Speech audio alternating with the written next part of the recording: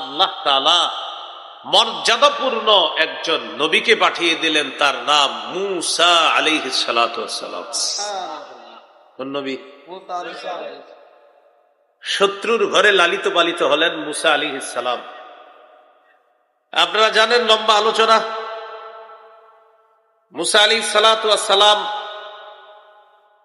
ফেরাউন বাহিনী যখন মূসা নবীর বাহিনীকে ধাওয়া করলো, আল্লাহ জানায়া দিলেন, আসরি বিইবাদি লাইলান ইন্নাকুম মুত্তাবাউন।